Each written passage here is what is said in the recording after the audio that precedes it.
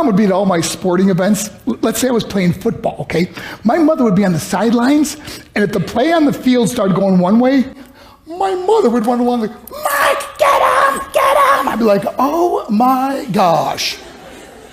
I'd get in the huddle with the other guys. They go, Mark, is that your mother? I go, no, I never saw her before in my life. See, the greatest gift my mother ever gave me, she believed in me. I have overdosed on drugs on 3 occasions where I should have been dead. But I believe I was kept here for a reason. You show me your friends, I will show you your future. How do I know this?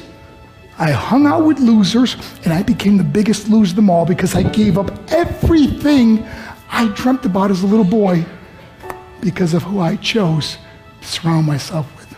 My friends would drive me home at 2, 3, 4 in the morning. We'd be drunk and high, laughing in the car.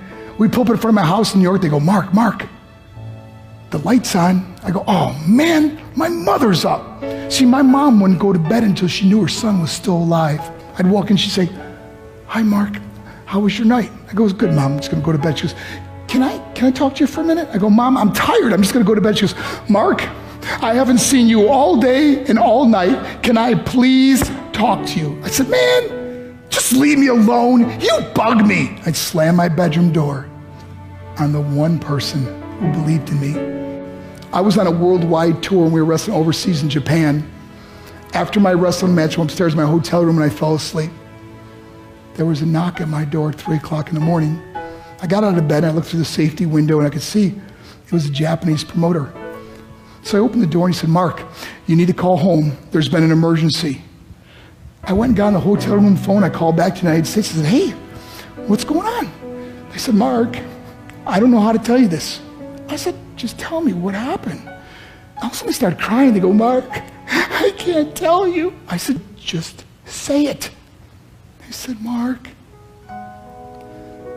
your mother died. I just threw the phone down. I ran out of my hotel room. I took the elevator to the lobby, and when the doors opened up, I just ran out into the street. I mean, there was no cars, there was no people. It was 3 o'clock in the morning. And I walked down the middle of a street in Hiroshima, Japan, and I remember looking up and just saying, Mom, I am so sorry. I flew home for her funeral, and I was so nervous to walk up to her casket, so I just stood way in the back. And I kept looking from a distance. I kept thinking to myself, Mom, please wake up. Please get up. And then I finally got the nerve to walk up to her. And as I got closer, I could see my mom for the first time. I mean, she was so beautiful. She was dressed in white. I mean, she looked like an angel. And I just stood over it. I said, Mom, you are my hero. Everything I am, everything I hope to be was because of you. You loved me so much. You gave me a life. You're the only one that ever believed in me. How did I repay her? By getting drunk, by getting high, by getting stupid, by hanging out with losers? For what? All she ever wanted to do was talk to me. I wish I could talk to you now, Mom. I wish you could see what I'm doing. Why couldn't I have been a better son?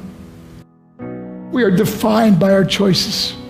But if you surround yourself with people involved in drugs and alcohol and pills, it's a dead end. I'm not here to preach to you. I'm here to tell you I lived that life. It leads to broken hearts, broken relationships, broken dreams, and death. For what? To get high? If you have a mother or a father, when you go home, tell them how much you love them. See, my whole life was about being rich and famous. I had to be a millionaire. I had to win the race. I had to win the race at the expense of my marriage, my family, my friends. For what? To be all alone in the world? I learned what is truly important, and that is how precious this gift of life is, and our families, and how quickly it can be taken away. See, I no longer live in time, I live in moments. See, it's not what's in your pocket that matters. It's what's in your heart that truly matters. Love Love is just a word until somebody comes along and gives it meaning. You're the meaning.